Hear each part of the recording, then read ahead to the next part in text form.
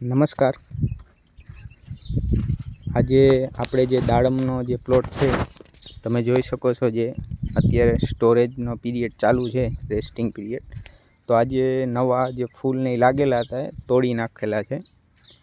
તોડવાનું કારણ એ છે કે આ બધું જે વ્યવસ્થિત જાળી છે એમાં ખાતર જે આપણે નાખેલું છે એ વ્યવસ્થિત સ્ટોર થઈ જાય. તમે જોઈ શકો છો આપણે જે નીચે જે નવા ફૂલ હતા એ બધાય તોડી નાખ્યા છે. ટૂંકમાં આખું જો ઝાડ છે એ સાફ કરાવી નાખવાનું છે રેસ્ટિંગ, જેનાથી આપણે જે નવું ખાતર ભર્યું હોય ડાળીઓમાં જે છે એ ખોરાક સ્ટોર થઈ શકે. ડાળીઓમાં જે નવો ખોરાક સ્ટોર થાય જેનાથી આપણે ફ્લાવરિંગ ને ફ્રૂટિંગમાં મદદરૂપ થઈ શકે. આખા ઝાડ છે એ વ્યવસ્થિત સાફ કરી નાખ્યા છે.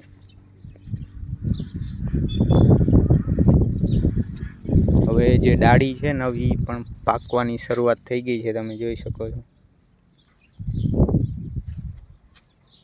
એકદમ કાળી થઈ ગઈ છે. આગળ જેવું હજી પાકવાની બાકી છે, અડધી પાકી ગઈ છે.